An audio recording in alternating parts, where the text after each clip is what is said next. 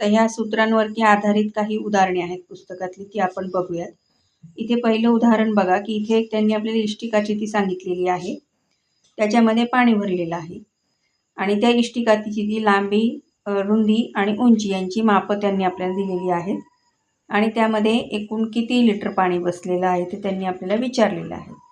मग आता त्याची जी लांबी आहे ती 1 मीटर आहे, रुंदी 40 सेंटीमीटर आहे आणि उंची जी आहे ती 50 सेंटीमीटर आहे.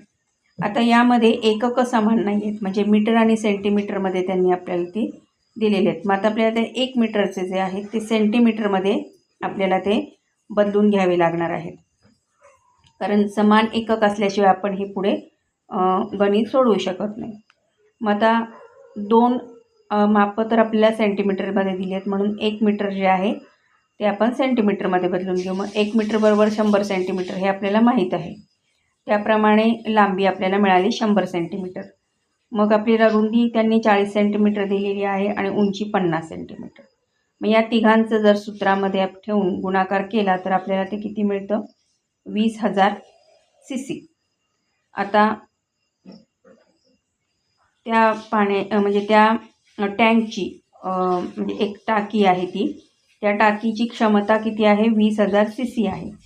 मग त्याला जर आपण 1000ने भागलो, कारण 1000 cc बरोबर 1 लिटर एवढं प्रमाण असतं, म्हणून 1000ने जर भागलं तर आपल्याला 200 लिटर इतकं उत्तर मिळतं. म्हणजेच त्या टाकीची जी पाणी धारण करण्याची क्षमता आहे ती 200 लिटर इतकी आहे. आता त्याचप्रमाणे एक इष्टिकाची ती आहे आकाराचं एक वेअर हाऊस आहे, म्हणजे गोडाऊन थोडक्यामध्ये.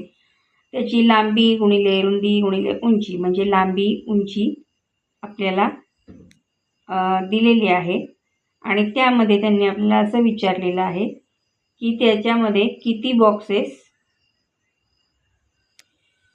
बसू शकतात, ज्यांची बाजू 40 सेंटीमीटर एवढी आहे. मग आता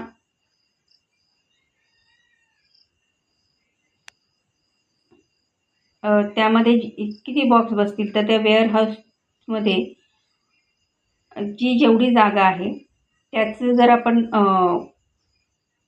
जागेचं वॉल्यूम काढलं, म्हणजे घनता काढली, तर तेवढे बॉक्सेस जेवढे बसतील त्या वॉल्यूमप्रमाणे तेवढे बॉक्सेस आपण काय करू शकतो, त्या वेअरहाऊसमध्ये ठेवू शकतो. हे काढण्यासाठी मी आपल्याला सांगितलेले की त्या वेअरहाऊसची घनता काढा, बॉक्सची घनता काढा आणि किती बॉक्सेस असे बसतील ते काढा.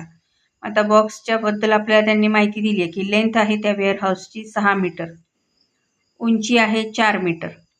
म्हणजेच आपल्याला आता हे मीटर सेंटीमीटरमध्ये बदलून घ्यावे लागणार आहेत, म्हणून त्याप्रमाणे आपण ते बदलून घेतले. 6 मीटरचे 600 सेंटीमीटर आणि 4 मीटरचे 400 सेंटीमीटर. मग आता यामध्ये आपल्याला लांबी गुणिले रुंदी गुणिले उंची याप्रमाणे आपल्याला त्याचे गुणाकार करून आपल्याला त्याचं उत्तर मिळणार आहे. आणि मग त्या बॉक्सची आपल्याला त्यांनी काय सांगितलेली आहे की 40 सेंटीमीटर इतकी तिची साईड आहे, बाजू म्हणजे. तर मग त्याप्रमाणे आपण घनाचं घनफळ काढून घेतलं. बॉक्स हा घनाकृती असतो, म्हणून आता इथे मग नंबर ऑफ बॉक्सेस म्हणजे किती बॉक्स त्या वेअरहाऊसमध्ये बसतील, तर वेअरहाऊसचं घनता छेद बॉक्सची घनता याप्रमाणे आपण ते उत्तर काढलं. त्याच्यामध्ये आपल्याला उत्तर आलं 1500, म्हणजे 1500 बॉक्स त्या वेअरहाऊसमध्ये बसतील. त्याचप्रमाणे हे पुढचं उत्तर आहे, पुढचा प्रश्न आहे तो तुम्ही घरचा अभ्यास म्हणून सोडवा. तर एकदा लक्षात घ्या, इष्टिकाची तिचे घनफळ त्याचं सूत्र काय आहे? लांबी गुणिले रुंदी गुणिले उंची आणि घनाचे घनफळ याचं सूत्र आहे बाजूचा घन, म्हणजे लांबीचा घन. सराव संच 16 पूर्णांक